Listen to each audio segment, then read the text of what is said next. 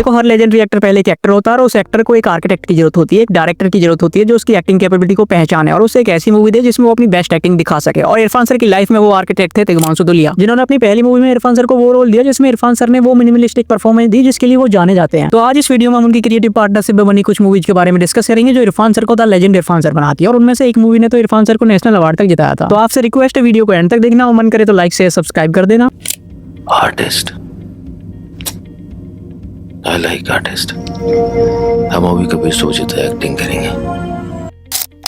देखो उनकी पार्टनरशिप केवल क्रिएटिव या प्रोफेशनल नहीं थी, दोनों ही एनएचडी के दिनों से अच्छे दोस्त रहे थे जिनकी म्यूचुअल अंडरस्टैंडिंग कैरेक्टर को लेकर, सिनेमा को लेकर बहुत ही सेम रही थी क्योंकि दोनों ही हिंदी आर्टलैंड से आते हैं और दोनों ने ही हिंदी सिनेमा में एक रियलिज्म और ऑथेंटिसिटी दी। जब हिंदी सिनेमा में टिपिकल विलन होते थे तब तिग्मांशु धूलिया ने एक ऐसा विलन कैरेक्टर लिखा जो काफी ह्यूमनाइज था और इरफान सर ने उसको और अच्छी तरह से प्ले किया, जो डेंजरस तो था लेकिन लाउडनेस की वजह से नहीं, अपनी कामनेस की वजह से। ये मूवी थी हासिल, जो शुरू तो कॉलेज पॉलिटिक्स से होती है लेकिन बाद में पता चलता है कि लव स्टोरी है, लेकिन टिपिकल हिंदी सिनेमा से काफी अलग, जिसमें लव स्टोरी पर स्टूडेंट पॉलिटिक्स, जेलसी सब हावी होने लगता है। और रणविजय जिसका कैरेक्टर इरफान सर ने प्ले किया था वो काफी काम, चालाक और मैनिपुलेटिव कैरेक्टर था और इरफान सर ने उसे अपनी एक्टिंग से और बिलीवेबल बना दिया था, जहां उसके सिर्फ एक्सप्रेशन ज्यादा थे। और सिर्फ उसके एक्सप्रेशन ही नहीं, उसके डायलॉग भी काफी ऑथेंटिक और ग्राउंडेड लिखे गए थे। देखो सुनो, लड़की जो है आदमी से प्यार करती है और आदमी में अगर वीरता नहीं है तो आदमी आदमी नहीं है। लड़की के सामने उन लौंडों ने तुमको मारा और तुमने कुछ नहीं किया तो लड़की समझेगी कि लड़का प्यार तो करता है, सुरक्षा नहीं दे सकता, समझे?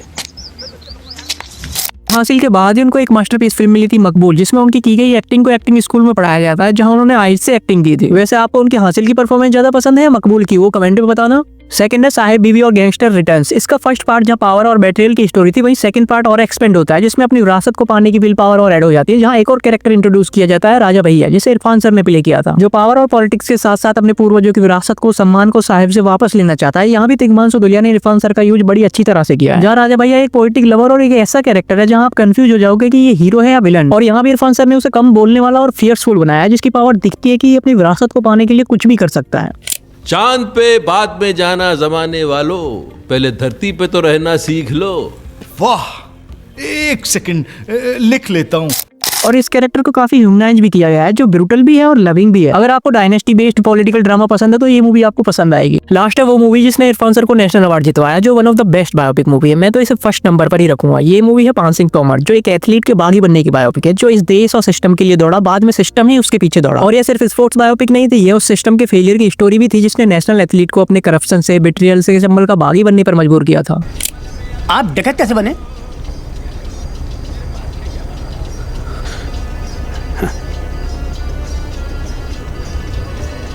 अरे तो पूर्व पत्रकार बन गए कि ट्रेनिंग पे है? जे इलाके का होके भी पतो नहीं है। बिहार में बागी होते हैं, डकैत मिलते हैं पार्लियामेंट में।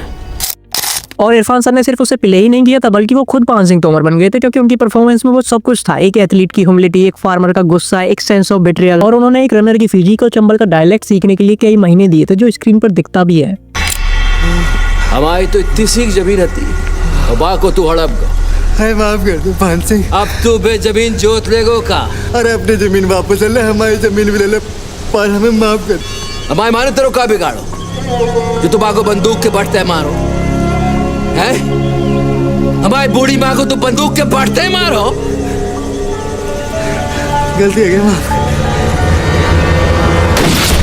और इरफान सर की परफॉर्मेंस तो कमाल की थी ही, लेकिन फिल्म की राइटिंग और डायलॉग्स को तिग्मांशु धूलिया ने एक रियलिज्म दिया था। और तिग्मांशु धूलिया की राइटिंग पर इरफान सर ने जो परफॉर्मेंस दी थी वो इरफान सर ही कर सकते हैं, क्योंकि तिग्मांशु धूलिया को भी विश्वास था कि इरफान सर जो लिखा हुआ है उससे ज्यादा, उससे बेटर परफॉर्मेंस दे सकते हैं। और तिग्मांशु धूलिया के इसी ट्रस्ट और इरफान सर की परफॉर्मेंस ने उनको नेशनल अवार्ड जितवाया। जब डायरेक्टर और एक्टर की पार्टनरशिप इतनी अच्छी हो, उनकी अंडरस्टैंडिंग इतनी अच्छी हो, तो डायरेक्टर को पता होता है कि अगर मैं ऐसा लिखूंगा तो एक्टर बेटर परफॉर्मेंस करेगा, जिससे मूवी और भी बेटर हो गई। और उनकी इसी पार्टनरशिप के बीच में हमेशा एक दूसरे के लिए रेस्पेक्ट थी, जो दो आर्टिस्ट के बीच में होनी चाहिए। अब वीडियो को यहीं पर एंड करते हैं। ऐसे ही वीडियो के लिए चैनल को सब्सक्राइब भी कर दिया करो।